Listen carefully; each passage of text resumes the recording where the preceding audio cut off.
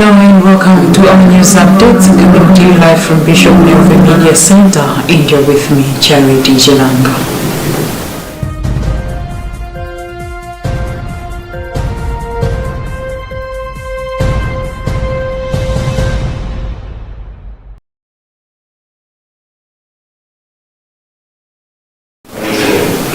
The Catholic Bishops of Sudan and South Sudan, the NSCBC, have pleaded for an end to the horrific war tearing apart Sudan.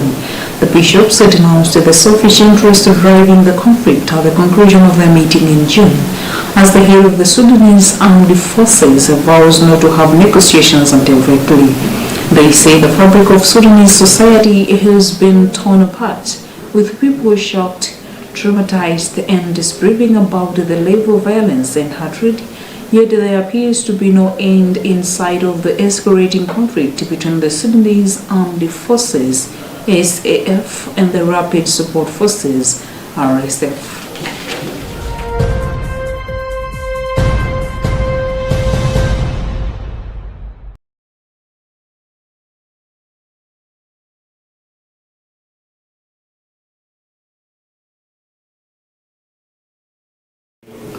The World Bank has approved funding for the implementation of phase 2 of the Digital Malawi project, the Digital Malawi Acceleration Project, through the Inclusive Digitalization in Eastern and Southern Africa IDEA program.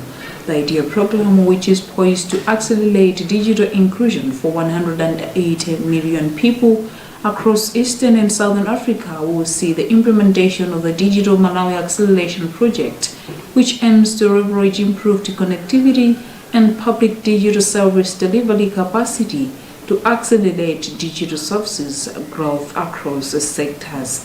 Secretary for Information and Digitalization, Badwin Echiamaka, said through the project, government will increase access to and inclusive use of the internet and improve its capacity to deliver digitally enabled services.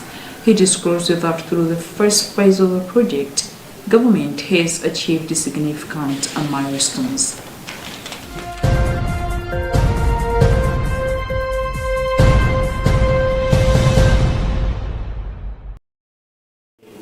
Principal Secretary in the Ministry of Homeland and Security, Eriga Maganga, says government is doing everything possible to improve the welfare of the refugees.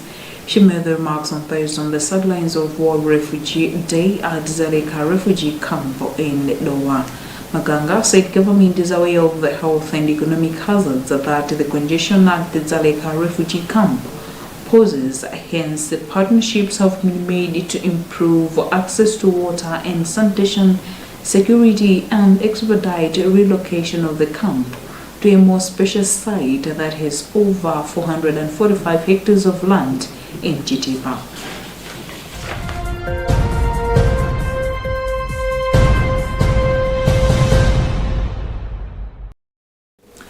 Kanengo Police Station in Linungwe have arrested a 40-year-old man, Prince Gift Makuma Piri, and recovered assorted items stored at Bayer Acid Company in Area 29. Public Relations Officer for Kanengo Police Station, Gresham Ngura, has disclosed that during the night of July 4th, 2024, Piri and his accomplices allegedly invaded Bayer premises, tied 2 guards before stealing 6 Lenovo laptops, 5 Lenovo tablets, and 5 smartphones whose values are not yet known.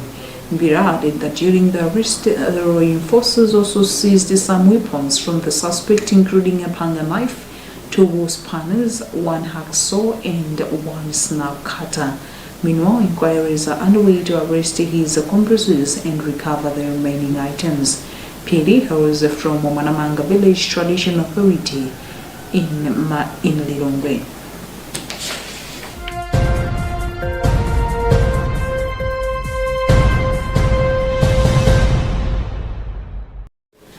In international news, the Labour Party, which has been in opposition for 14 years, has won the UK general elections with more than 50% defeating the ruling Conservatives. Labour leader Keir Starmer will be the new Prime Minister, replacing Rishi Sunak, who is expected to resign during an audience with the King at Buckingham Palace, according to the BBC. The Labour Party has won 409 out of 650 seats in the House of Commons, while the Conservatives won about 116 seats. The ballots were cast yesterday from 7 a.m. to 9 p.m. Sunak voted for considered defeat last night, saying he called Starmer 61 to congratulate him.